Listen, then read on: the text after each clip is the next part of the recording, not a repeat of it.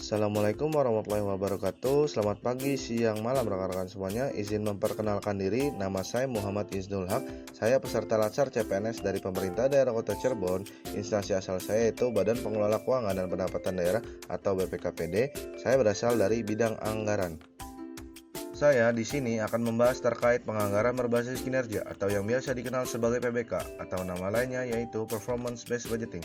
Dalam materi ini ada 4 pokok bahasan yang dijelaskan dalam video ini. Yang pertama, ada dasar hukum. Jadi, apa saja yang akan melandasi dalam pembahasan kali ini?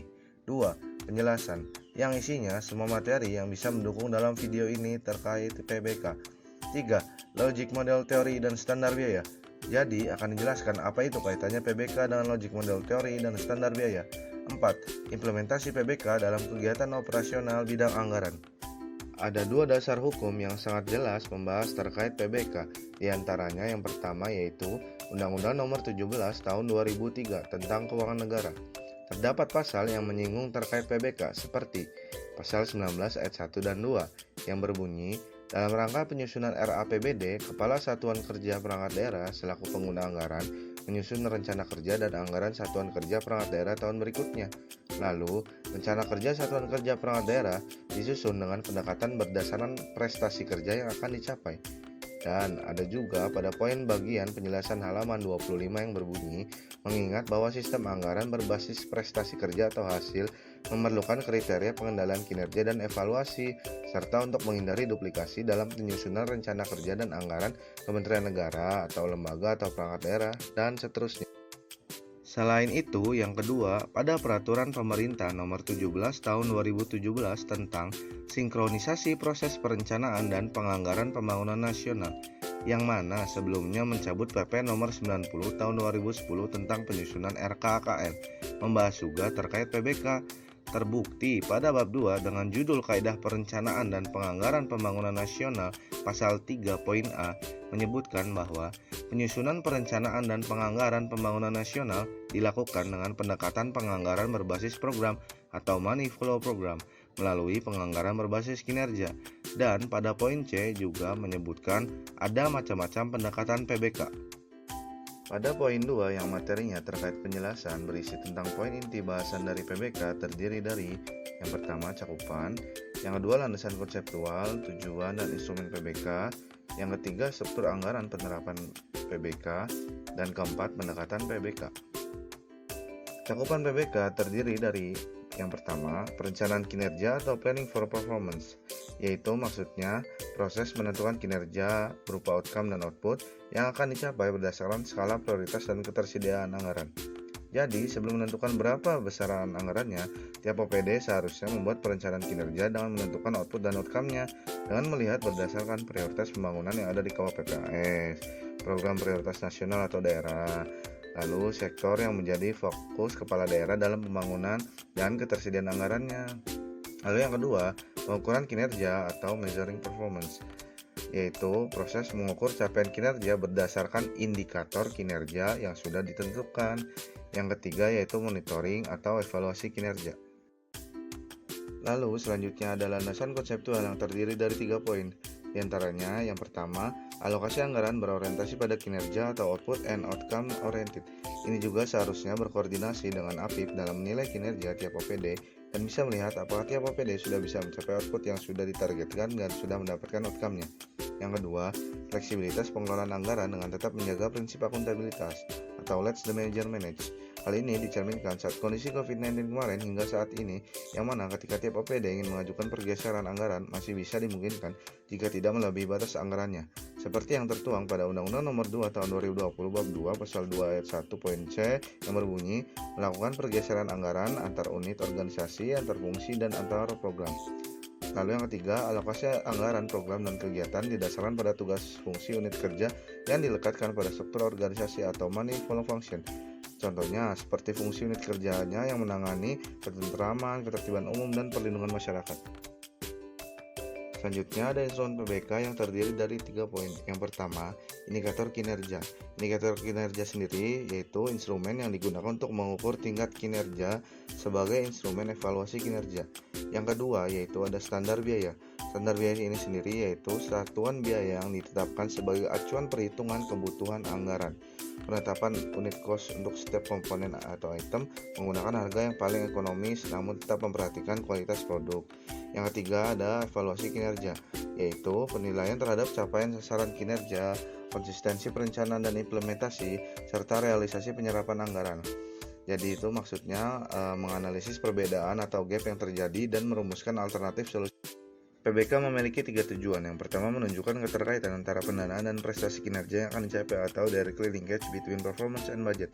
Jadi ketika sebuah kegiatan atau subkegiatan sudah direncanakan dan sudah ditetapkan berapa kebutuhan besaran anggarannya, kita sudah bisa menilai bahwasannya prestasi kinerja apa yang nantinya bisa akan dicapai. Yang kedua, meningkatkan efisiensi dan transparansi dalam penganggaran atau operasional efisiensi.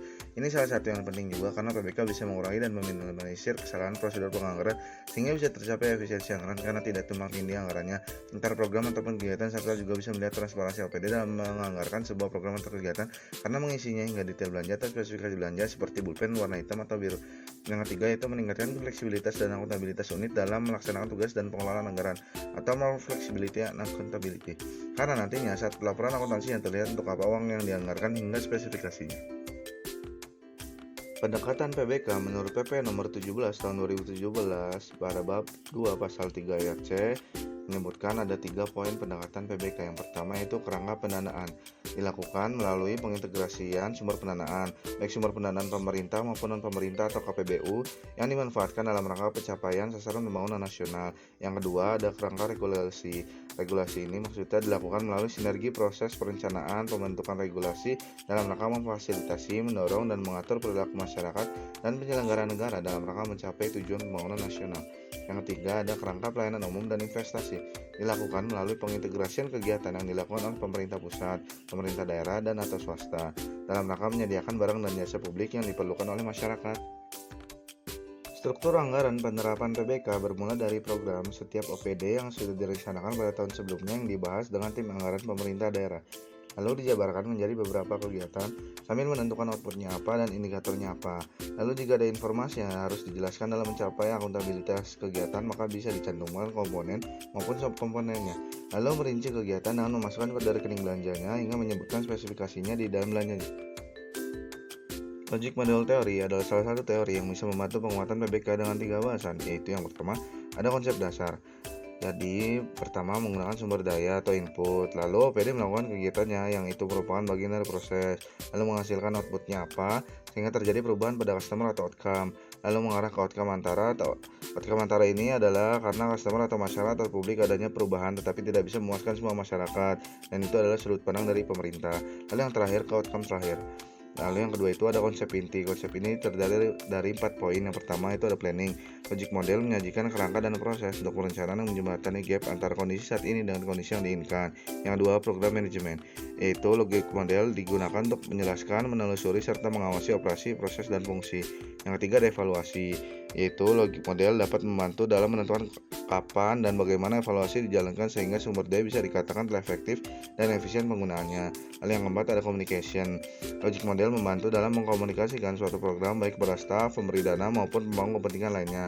Lalu yang ketiga itu ada poin manfaat. Sebenarnya ada banyak sekali manfaat dari penggunaan sistem PBK ini. Beberapanya yaitu adalah mengilustrasikan jalan pikir program untuk kegiatan secara masuk akal, memberikan perhatian insentif pada hubungan yang paling penting antara tindakan-tindakan dan hasil, lalu ada membantu staf dan mengelola hasil dalam informasi desain program, lalu ada menemukan gap dalam logika program dan bekerja untuk menyelesaikannya, dan lain-lain. Poin selanjutnya itu ada standar biaya. Standar biaya merupakan besaran biaya yang ditetapkan sebagai acuan penghitungan kebutuhan biaya kegiatan baik yang bersifat umum maupun yang bersifat khusus, dan besaran biaya yang menjadi batasan tiap OPD dalam menganggarkan suatu kegiatan. Dalam bidang penganggaran terdapat 2 jenis standar biaya, yaitu standar biaya umum dan standar biaya khusus. Yang menjadi fokus pada bidang anggaran yaitu standar biaya umum adalah salah satu biaya berupa harga satuan, tarif, dan indeks yang digunakan untuk menyusun biaya komponen masukan kegiatan yang ditetapkan sebagai biaya masukan. Contohnya itu ada honor, lalu kedua ada uang harian per jadin, dan terakhir itu ada tarif hotel, dan lain-lain. Setiap awal tahun ketika APBD sudah ditetapkan, pertengahan tahun saat pengajuan pergeseran, bahkan saat triwulan jika ada OPD yang mengajukan dan butuh untuk menjalankan tupoksinya, bisa saja mengajukan pergeseran anggaran pada sistem SIPD dan SIMDA. Ketika ingin menginput data perencanaan anggaran di SIPD, di mana ini sebagai acuan data penganggaran, maka SIMDA juga harus mengikuti dan menyesuaikan data yang ada dari SIPD, terutama kaidah penganggarannya hingga ke nominal besaran anggarannya. Saat mengisi data anggaran di SIMDA, sebaiknya mengikuti kaidah yang ada seperti gambar ada di kiri dan di kanan itu kondisi seharusnya tiap OPD terkait menginput data anggaran. Jika informasi pada kolom keterampilan belanja mengisi dari SBU-nya seperti makan dan minum, lalu jangan lupa mengisi komponennya seperti mamin rapatnya dari dana DAK, NF atau DAK fisik atau DBH, lalu mengisi juga spesifikasinya seperti apa, dan terakhir jangan lupa mengisi harga satuan dan volume kegiatan demi tercapai akuntabilitas.